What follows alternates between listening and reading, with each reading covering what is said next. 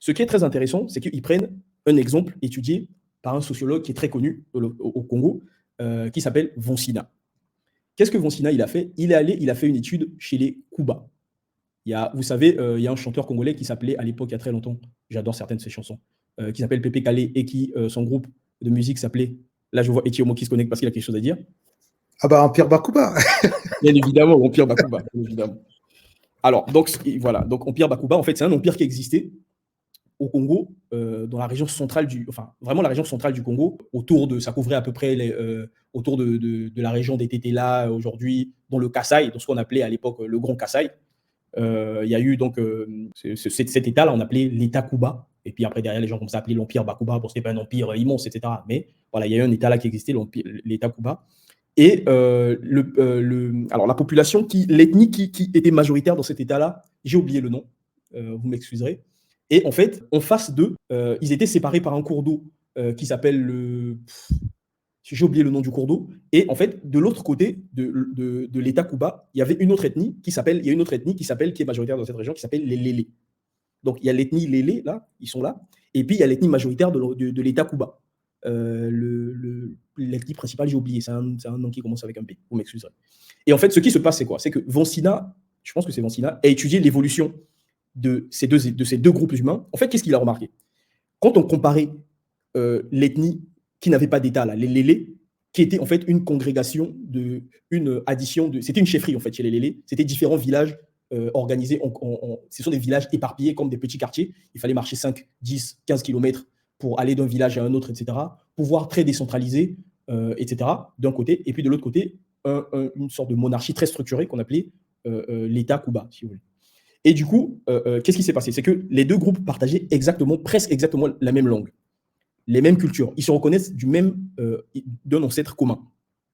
Leurs habitations ne sont pas si différentes que ça. Leurs coutumes ne sont pas différentes, presque pas différentes. Leurs accoutrements, leur manière de s'habiller ne sont pas très différentes. Mais par contre, ce qu'ils remarquent, c'est que chez ceux qui ont un état structuré chez les Kuba, tout ce qu'ils fabriquent est toujours de meilleure qualité que chez les Lélés en face. Toujours. En fait, pourquoi? Il explique ce qui s'est passé, en fait, c'est que au XVIe siècle, un truc comme ça, du côté de la rive des Lélés, il y a eu un roi fédérateur, si vous voulez, qui a créé un État, qui a centralisé à minima un État, qui va s'appeler du coup l'État Kuba. Il s'appelait Chiam, c'est un peu un nom il s'appelait Chiam, un truc comme ça.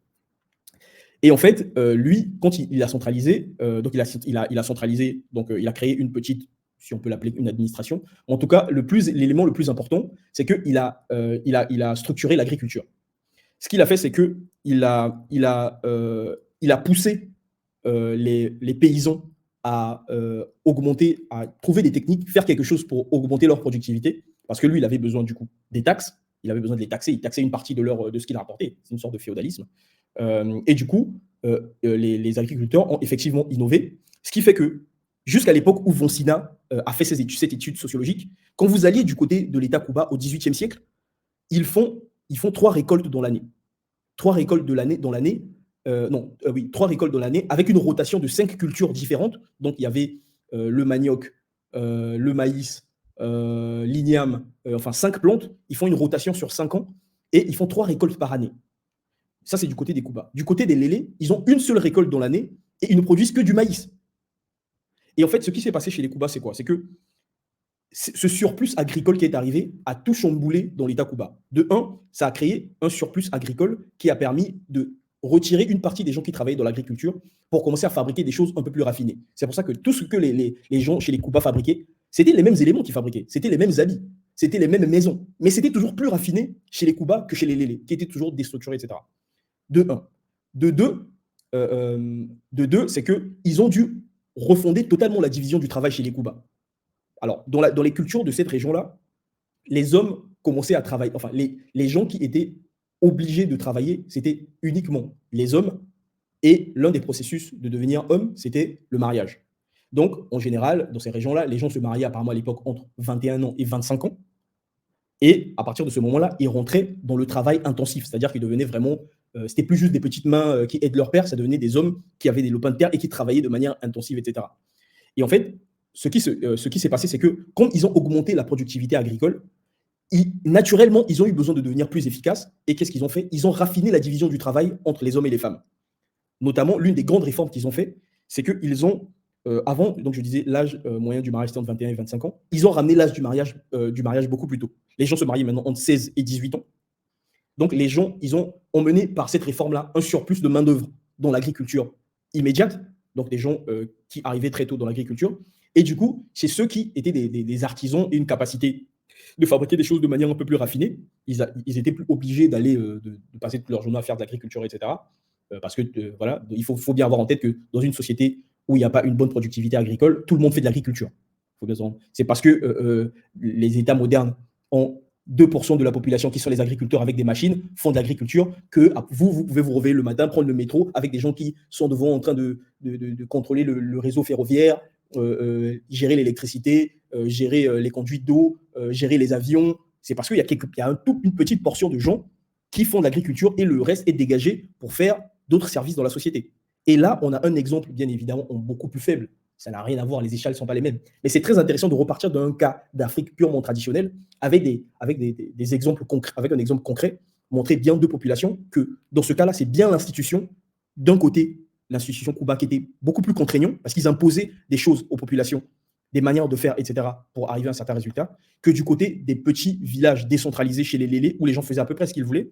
Et en fait, il explique que qu'est-ce qui se passait chez les Lélés, c'est que c'était un système qui était très décentralisé, avec des petits chefs de village qui n'arrivaient pas à imposer leur volonté sur tout le monde, de un. Donc les gens travaillaient intensivement à certaines périodes, à d'autres périodes, ils ne travaillaient pas. Il n'y avait pas une régularité dans le travail. Et c'est ça, on le voit beaucoup en Afrique, parce qu'on dit parfois les gens ne travaillent pas en Afrique, etc. C'est pas vrai. Et les gens travaillent énormément, mais de manière pas du tout régulière, de manière très irrégulière. Les gens peuvent travailler énormément et puis après passer des jours et des jours à ne rien faire. Et du coup, c'est ce manque de régularité-là qui est aussi une conséquence de ces États non centralisés, de cette très faible administration, si vous voulez. De deux, dans ces petits villages décentralisés, il y avait... Juste Afro, oui, très rapidement, juste pour donner une petite incise à ce que tu dis là, parce que c'est fondamental, il faut donner des images claires pour que les gens puissent voir. Prenons un exemple, que je l'emprunte d'ailleurs de Lucien Goldman, un marxiste, qui parle du tout qui est supérieur à la somme des parties, et qui prend un exemple très imagé qui va clarifier ton propos. Il dit, imaginons, nous nous retrouvons à trois face à une grosse pierre et qu'on doit soulever. On aura beau travailler laborieusement chacun de son côté, c'est-à-dire qu'une personne vient, soulève tout seul jusqu'à, par exemple, la moitié de la pierre qui se décolle, mais tout seul, il est dépassé, il repose. Un autre, à tour, on va faire comme ça, on va s'épuiser. Donc, on va objectivement travailler énormément. Mais le problème ici, c'est le manque d'institution, c'est-à-dire quelque chose qui est au-dessus, un accord au-dessus de nous qui va dire, et c'est ça le début de l'institution, c'est que l'accord qu'on va se donner, on va dire, les gars, à trois, on soulève ensemble. C'est ça, la genèse même de l'idée d'institution, quelque chose qu'on va instituer, c'est-à-dire qu'on ne travaille plus aveuglement, mais on crée un cadre.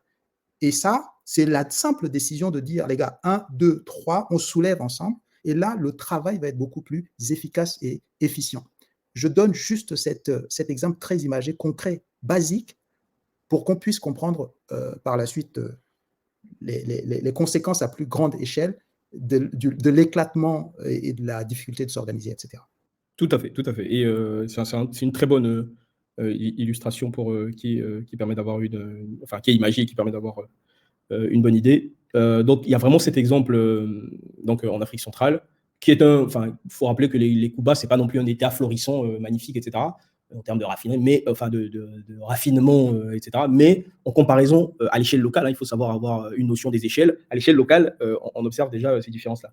Et justement, il y avait des pratiques très perverses du côté des Lélés, notamment, par exemple, tout l'objet de la rente qui était travaillé pendant les fortes périodes de travail agricole, puisqu'il y avait une irrégularité, toute une bonne partie de la rente agricole, si vous voulez, si on peut appeler ça comme ça, était captée par un système d'aînés. Donc les vieux captaient une bonne partie des ressources, et d'ailleurs également avec tout le prestige qui va avec, etc. Et du coup, ça laissait les jeunes dans une certaine précarité et les laissait notamment dans des situations où ils étaient dans des conditions de rapine, de petits brigandages pour survivre, etc. Donc là, on a vraiment le cas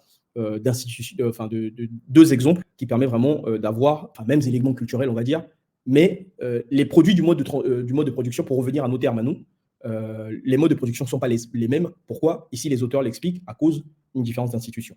Je vais prendre un deuxième exemple, mais là, je vais être plus rapide.